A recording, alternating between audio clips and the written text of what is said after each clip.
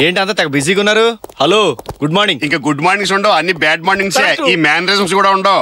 ఎందుకని అడగవే? అడగడు. నువ్వు చెప్తావు కనుక. కొత్త ఆఫీసర్ అదేనయ్యా. పార్వతీశ్వరి గడ్డివా మీద కుక్క కాసేపట్లో ఇక్కడ రాబోతుంది. అంటే రేపటి నుంచి మీ బతుకులు కుక్కలు చెప్పినేస్తారన్నమాట. చెప్పేవా చిత్తూరు నాయ్ గారి టైంలో డైలాగు. బాబు నీకు జీతం ఎక్కువ, ఖర్చులు తక్కువ, మా ఫ్యామిలీస్ ఎక్కువ. మార్గదర్శిలో చిట్టు పడేస్తాను, ఇంక ఇన్స్టాల్మెంట్స్ ఎలా కట్టాలో. అది స్థలం కొన్నాను, పునాదులు తీశాను, పిల్లర్స్ లేపాను, స్లాబ్ వేసేలోగా ఇదిగో ఈ దారుణం జరిగిపోయింది. నీకు న్యాయం జరగాలంటే ఒకటే మాట, కొంచెం ముందుగా అది నీ సజీవ సమాధి కింద మార్చేయి. చర్చ్ ఫాదర్ ఏంటి మన ఆఫీస్కి వచ్చాడు? ఏదైనా మ్యాటర్ చర్చించడానికేమో. ఏంటి సార్? ఏదో పోగొట్టుకున్న పాపుల్లా ఉన్నారే బిడ్డలు. ఏమి లేదండి, ఓ మోస్ట్ యూస్లెస్ ఫెలో రాకతో మా పైరాబడి పోగొట్టుకున్నాం. నా రాకతోనా? బలేటోరు పాపాత్ముడని వాడెక్కడా, పవిత్ర అని మీరెక్కడా?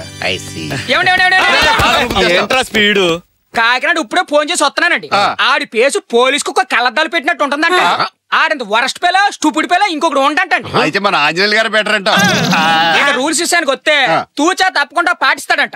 అవినీతికి అస్సలు లాంగడంట. డేవిడ్ రాజు అనే టైపిస్ట్ దగ్గరికి ఎవడో పని మీద వస్తే బాబు ఈయన సంవత్సరం పాటు సస్పెండ్ చేస్తాడంట.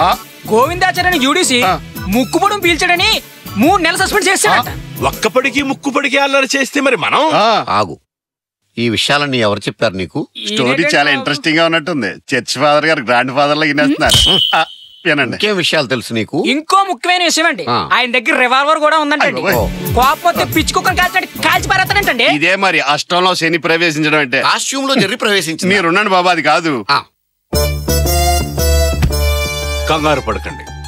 1 నెల జీతం మంద కాదనుకొని వాడిని మర్డర్ చేయించేద్దాం. మర్డర్ చేసేయటం?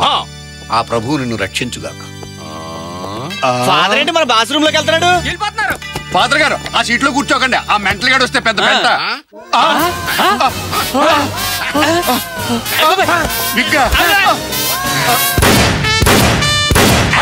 నా గురించి అంతా విన్నారుగా. తేడా వస్తే కాల్చి పారేస్తాను.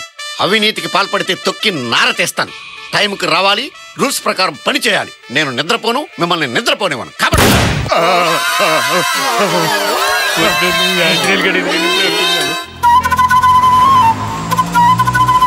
అన్ని సామాన్లు వచ్చినాయి. ఆ రాగిబీది ఏమైపోయిందో. ఇదిగో లారీ అబ్బాయి. నన్నా అండి? నిన్ను కాదు బాబు, ఆ లారీ వాడిని. నమస్కారం అండి. సార్ ఉన్నారా? లోపల ఉన్నారు, వెళ్ళమ్మా. Thank you. ఇదిగో లారీ అబ్బాయి, నిన్నే. నమస్కారం సార్. పొద్దునే పెట్టావు కదా, ఇలా వచ్చావేంటి?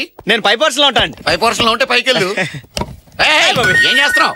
మీకేమన్నా హెల్ప్ చేద్దామని సార్. స్టాఫ్ తోటి పనులు చేయించుకునే నేచర్ కాదు. నా పనులు నేను చేసుకుంటాను, నీ పని నువ్వు చూసుకోవాలా? సరే సార్. అలా ఈ ఊరు నాకు కొత్త, అద్దిల్లు చూసి పెట్టాను కానీ హెల్ప్ చేసేవు నువ్వు. నీకు చాలా థ్యాంక్స్. వెళ్ళు. అలాగే సార్.